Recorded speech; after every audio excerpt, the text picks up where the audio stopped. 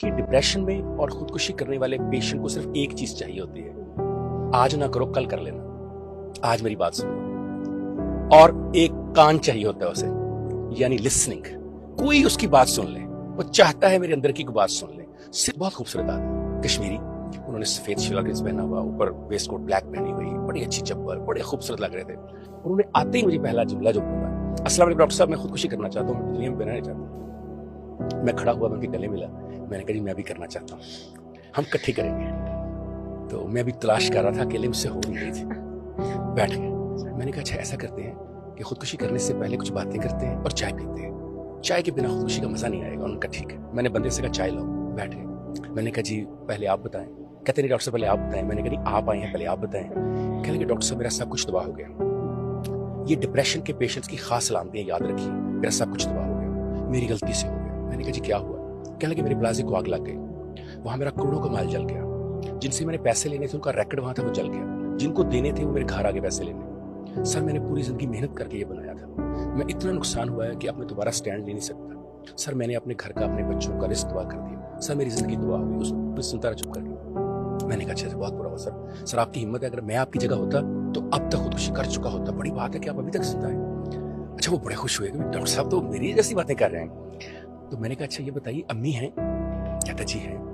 मैं कहा वो तो नहीं अच्छी होंगी। डॉक्टर साहब कैसी बात कर रहे हैं, कभी माएँ भी अच्छी नहीं होती? अम्मी तो मेरी बहुत अच्छी हैं, वो तो हर वक्त मेरे लिए दुआएं करती हैं कि अल्लाह बेटा तुझे दोबारा देगा, तू फिक्र ना कर। मैंने कहा फिर अब्बू तो नहीं अच्छे होंगे। कहता जी मेरे वालिद साहब की मेहनत है जो आज नजर आ रही है, ये उन्होंने बना कर दिया था मुझे। वो अब भी कहते हैं बेटे अगर मैं जीरो से हीरो बन सकता हूँ तो तुम तो हीरो थे, तुम दोबारा हीरो क्यों नहीं बन सकते?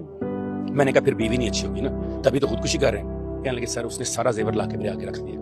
कहने लगी मैं आपको परेशान नहीं देख सकती, ये ले लिए, बेच दीजिए, घर बेच दीजिए, गाड़ी बेच दीजिए, कारोबार में लगा लीजिए, परेशान ना होइए, आप मेरे सरताज हैं। मैंने कहा फिर बेटे बदतमीज होंगे। सर 2 बेटे हैं बहुत ही अच्छे। मैंने कहा फिर बेटी ने कुछ ऐसा किया होगा?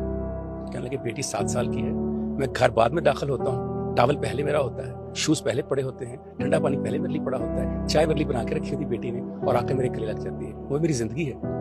मैंने कहा अच्छा चलें ऐसा करते हैं, कितना नुकसान हुआ आपका? कहने लगे यही कोई 80-90 करोड़ रुपए का नुकसान हुआ। मैंने कहा भाई मेरे चेकबुक लाओ। मेरा असिस्टेंट मेरी चेकबुक लाया, मैंने उस पर लिखा 90 करोड़, ये जो साइन किया। मैंने कहा ये मेरी तरफ से आपको 90 करोड़ ये मैं आपको देता हूँ ताकि जो आपका नुकसान वो खत्म हो। अगर इसकी वजह से मर रहे हैं तो मैं आपको दे देता हूँ। आप ऐसा कीजिए, अम्मी अब्बू भाभी हमारी 2 बेटे और बेटी वो मुझे देते हैं आपको 90 करोड़ में। उससे सुखड़ा हुआ। डॉक्टर साहब कैसी बदतमीजी बात कर रहे हैं? क्या माँ बाप बीवी बेटी और बेटे बेचने के लिए होते हैं? उनकी कोई कीमत होती है? मैंने कहा यही मैं आपको बताना चाह रहा हूँ। आपने कहा सब खत्म हो गया, मुझे लगता है सब आपके पास है, आपका कुछ भी खत्म नहीं हुआ। ये जो खत्म हुआ मैंने आपको दे दिया, जो मैं आपको नहीं दे सकता वो आपके पास है। अब बताइए खत्म हो गया कि सब कुछ है? उसने एक लम्हे के लिए सोचा, कहते डॉक्टर साहब इस तरह तो मैंने कभी सोचा ही नहीं था आज तक। डॉक्टर साहब मेरी लाइफ, डॉक्टर साहब मैं जा रहा हूँ, डॉक्टर साहब मैं आपको 1 साल के अंदर अंदर सारा कमा के दिखाऊंगा दोबारा। मैंने कहा 1 मिनट रुको तो सही, खुदकुशी होने का, खुदकुशी को मारो गोली से, मैं जा रहा हूँ। वो चला गया। 6 महीने के बाद इतना बड़ा 20 किलो का मिठाई का डिब्बा लाके कहता है सर प्लाजा बन गया है, कारोबार शुरू है, सारा तो नहीं आधा कमा लिया। बस डिप्रेशन वाले को आपने एहसास दिलाना है, खुदकुशी वाले को आपने एहसास दिलाना है सब कुछ खत्म नहीं हुआ, तुम्हारा फॉल्ट नहीं है। जो कायनात तुमसे ले रही है वो वापस करेगी तुम्हें। कायनात किसी इंसान को वही देती है जिसकी वो एफर्ट करता है और जब तक करता रहता है।